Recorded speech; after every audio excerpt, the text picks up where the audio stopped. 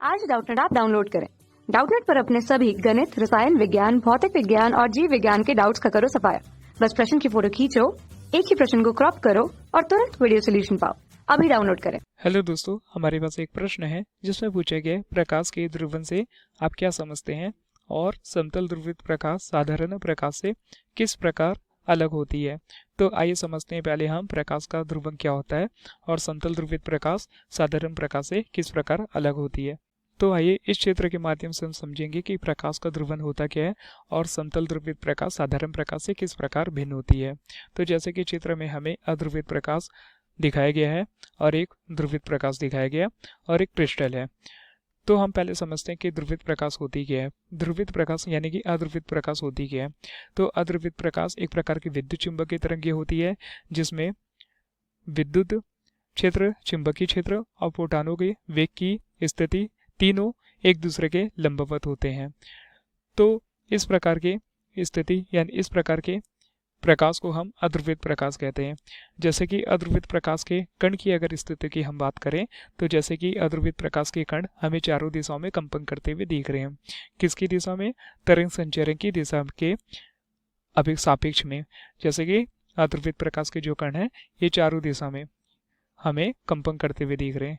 लेकिन जब इसे यानी यही अध्रुवित प्रकाश को किसी एक विशेष प्रकार के क्रिस्टल से गुजारा जाता है, यानी कि एक ये टूरमैलाइन क्रिस्टल होता है जो कि अध्रुवित प्रकाश की घटना को बदल देता है।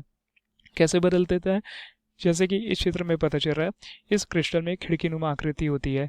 तो जब यह अध्रुवित प्रकाश को इस क्रिस्टल से गुजारा जाता है तो यह सिर्फ प्रकाश के उन्हीं कणों को जाने देता है जो इस खिड़की नुमा आकृति से जा सके, अर्थात बाकी कणों को बोल सकते हैं कि वो जाने नहीं देगा या अवशोषित कर लेता है। तो जैसे ही अध्रुवित प्रकाश इस क्रिस्टल से होकर प्रवेश करके बाहर निकलती है तो हमें एक ध्रुवित प्रकाश प्राप्त होती है। ध्रुवित प्रकाश का तात्पर्य एक ऐसी प्रकाश जिनके कण के संचरण करने की दिशा तरंग संचरण की दिशा के लंबवत होती है, जैसे कि चित्र के माध्यम से पता चल रहा है। तो हमारे प्रश्न पूछा गया कि प्रकाश के ध्रुवन से आप क्या समझते हो। तो हम बोल सकते हैं अध्रुवित प्रकाश को यानी कि अध्रुवित प्रकाश को ध्रुवित प्रकाश में बदलने की घटना को प्रकाश का ध्रुवण कहते हैं। अब आइए प्रश्न पूछा गया कि समतल ध्रुवित प्रकाश साधारण प्रकाश से किस प्रकार भिन्न होती है। तो हम देखते हैं समतल ध्रुवित प्रकाश साधारण प्रकाश से किस प्रकार भिन्न होगी। ध्रुवित प्रकाश के कण की दिशा तरंग संचरण की दिशा के लंबवत होती है, जबकि अध्रुवित प्रकाश के कण चारों दिशाओं में संचरण कर सकते हैं। जैसे कि ध्रुवित प्रकाश के कणों की दिशा हमें तरंग संचरण की दिशा के लंबवत प्राप्त हो रही है, इसी प्रकार अध्रुवित प्रकाश के जो कण हैं हमें चारों दिशाओं में गति करते हुए या कला करते हुए दिखाई देते हैं। इसी प्रकार दूसरी स्थिति देखें, ध्रुवित प्रकाश की तीव्रता यानी कि चौकाचन या चमक बोल सकते हैं अध्रुवित प्रकाश की अपेक्षा बहुत ही कम होती है, क्योंकि अध्रुवित प्रकाश में यानी कि ध्रुवित प्रकाश में जो कण होते हैं केवल एक ही दिशा में लंबवन या लंबवत तरंग संचरण की दिशा में गति कर पाते हैं। धन्यवाद।